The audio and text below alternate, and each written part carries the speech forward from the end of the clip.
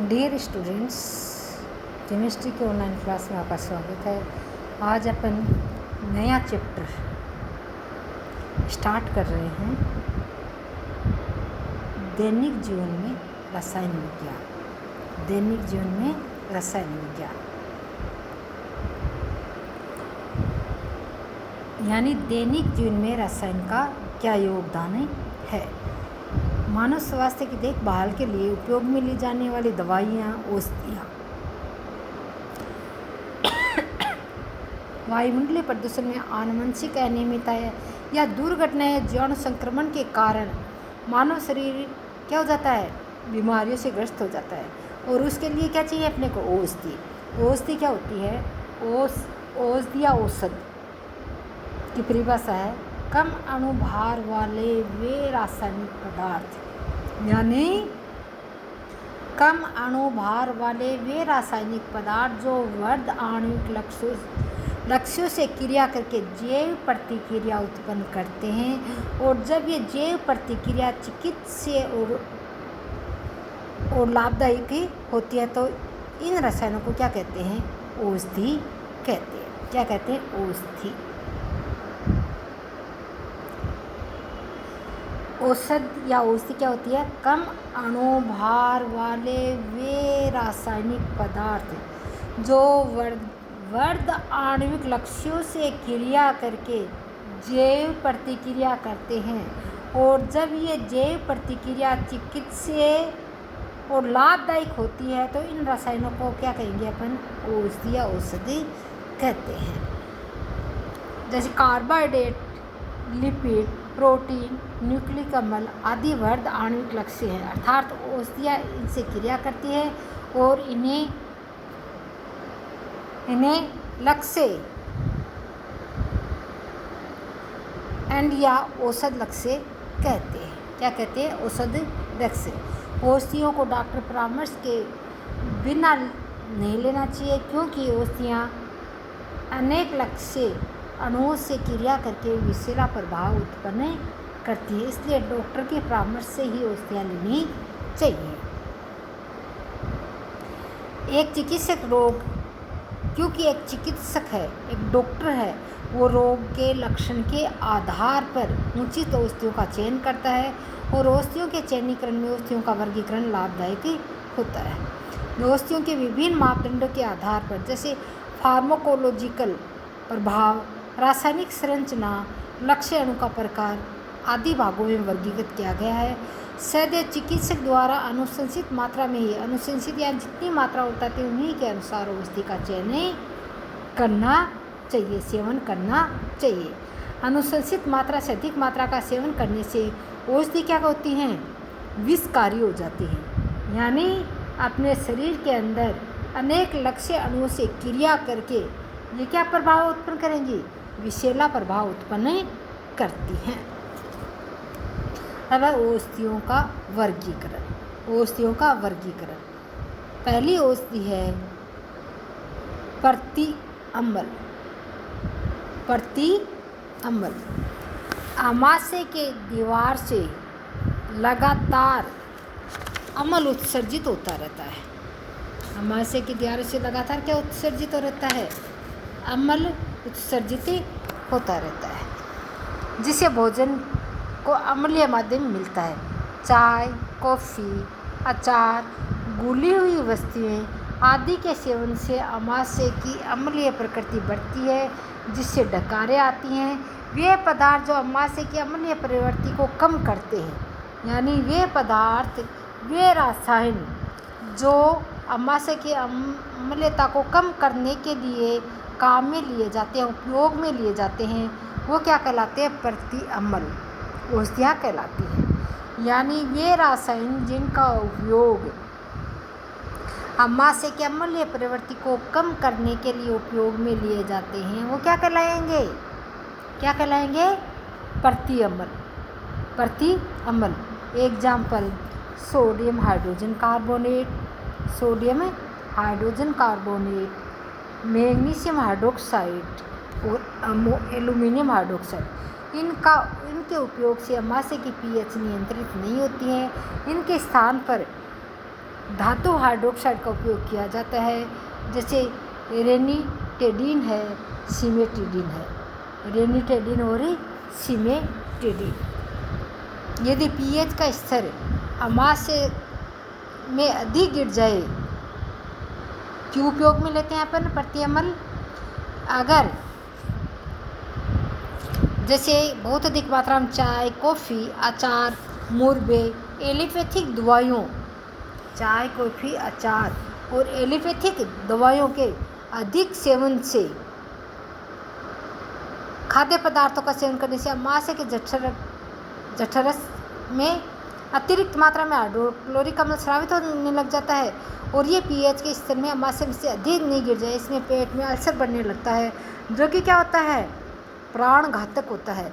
प्रति अम्लीय लवण होते हैं जिनकी प्रकृति क्षारीय होती है, जैसे milk of magnesia in magnesium hydroxide, magnesium carbonate, magnesium trisilicate, aluminium hydroxide gel, magnesium trisilicate, aluminium hydroxide gel, sodium bicarbonate, sodium phosphate आदि। सोडियम हाइड्रोजन कार्बोनेट का अधिक उपयोग करने से अमाशय में क्षारीयता बढ़ जाती है, जो कि और अधिक अम्ल उत्पादन को उत्प्रेरित करती है। अतः उपरोक्त क्षारीय लवणों के स्थान पर दो मुख्य औषधियाँ डिजाइन की गई है। उन्हें पहली है सिमेटिडिन और दूसरी है रेनिटिडिन, जो कि अति अम्लता के उपचार के लिए बहुत ही सहायक सिद्ध हुई है। वर्तमान में इन्हें ओमेप्रोजोल और लेंसोप्रोजोल का संश्लेषण किया है, जो कि अति अम्लता में शीघ्र ही राहत दिलाता है। कौन से?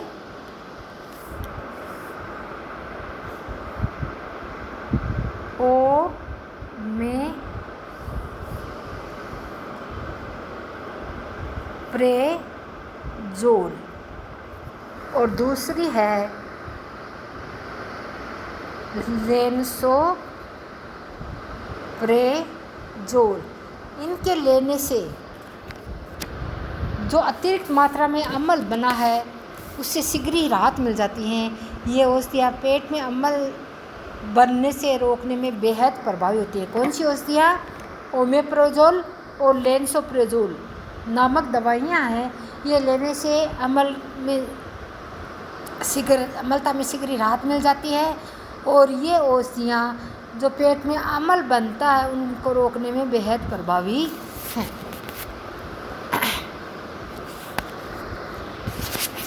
जैसे इसमें सिमेटिडिन ओमेप्रोजोल का फॉर्मूला है, वो है, अपन यहाँ पे बेंजीन वाले बना लेंगे और यहाँ पे ओ मेथोक्सीसमोल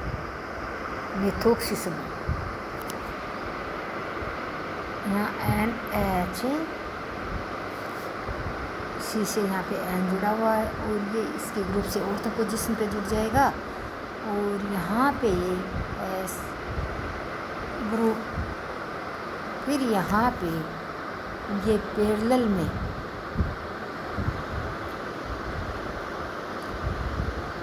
बेंजीनोल है जिसमें यहाँ पे N है और ये जो S है ये इससे जुड़ा हुआ होता है और यहाँ पे CH3 शुरू मेथिल समूह जुड़ा हुआ होगा और यहाँ पे OCH3 मिथोक्सी समूह और यहाँ पे मेथिल समूह। ये किसकी संरचना है? ओमेप्रोजोल की। किसकी संरचना है? ओमेप्रोजोल की। दूसरी है लेंसोप्रोजोल।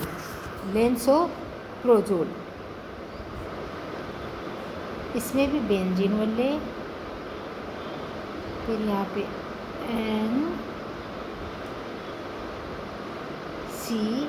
NH या एमिनो ग्रुप या सल्फोनिक ग्रुप और यहाँ पे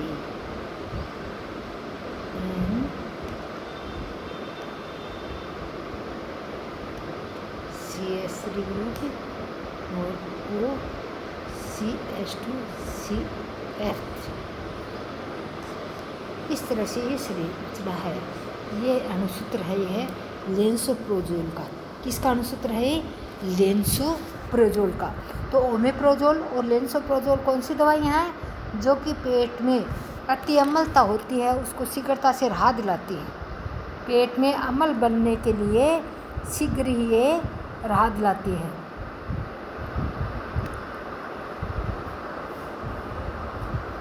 अब इसमें दूसरी औषधि होती है, वो प्रतिहिस्टामिन या प्रति एलर्जी। कौन सी औषधि? प्रतिहिस्टामिन या प्रति एलर्जी। शरीर की त्वचा से हिस्टामिन नामक रासायनिक पदार्थ स्रावित होता है। कौन सा पदार्थ? हिस्टामिन नामक रासायनिक पदार्थ स्रावित होता है, जो धूल कण, परागकण, धूप आदि के प्रति संवेदी होता है, जिससे त्वचा पर क्या बन जाते हैं? दाग धब्बे, जलन होने लग जाती है, खुजली होने लग जाती है, आँख आना, छींक आना आदि ही प्रभाव उत्पन्न हो जाते हैं। इसे क्या कहते हैं? एलर्जी। वे रसायन जो एलर्जी के प्रभाव को कम करते हैं वो क्या कहलाते हैं? वो पदार्थ क्या कहलाते हैं? प्रतिहिस्टामिन। वे रसायन जो एलर्जी के उपचार में प्रयुक्त होते हैं, वे रसायन जो एलर्जी के प्रभाव को कम करते हैं या उनके उपचार में प्रयुक्त होते हैं, वो क्या कहलाएंगे? वो क्या कहलाएंगे?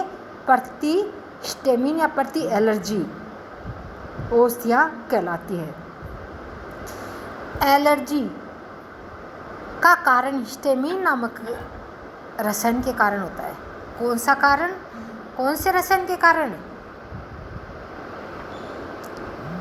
हिस्टामिन रसायन के कारण एलर्जी उत्पन्न होती है, जो त्वचा, फेफड़े, दाग धब्बे, जलन, खुजली, आँख आना ये रक्त में उपस्थित होती है। ये जो हिस्टामिन पदार्थ होगा ना, वो किस में उपस्थित होगा? त्वचा, फेफड़े, यकृत के उत्तकों या रक्त में उपस्थित होगा, और जिसकी वजह से ये दाग धब्बे होना, जलन होना, खुजली आना आदि प्रभाव उत्पन्न हो जाते हैं। हिस्टामिन अल्फा एमिनो अम्ल हिस्टीडीन के विकार्बोक्सिलीकरण के द्वारा उत्पन्न होते हैं। किसके द्वारा उत्पन्न होते हैं? अल्फा एमिनो अम्ल हिस्टीडीन के विकार्बोक्सिलीकरण के द्वारा उत्पन्न होते हैं। जैसे इसकी संरचना, अल्फा एमिनो की संरचना, हिस्टीडीन, ये देखो, ये है यहाँ पे कार्बोक्सिलीकरण, यहाँ CH(NH2) ग्रुप, यहाँ CH2 ग्रुप, और ये यहाँ पे जुड़ा हुआ है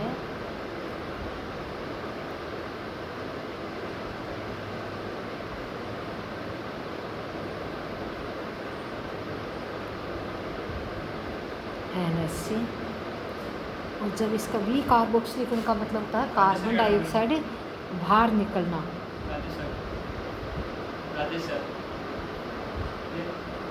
कार्बन डाइऑक्साइड का बाहर निकलना, और बाहर निकलने के कारण ये जो COH ग्रुप है यहाँ पे क्या निकल जाएगा? CO2 बाहर निकल जाएगी। क्या निकल जाएगी? CO2 बाहर निकल जाएगी।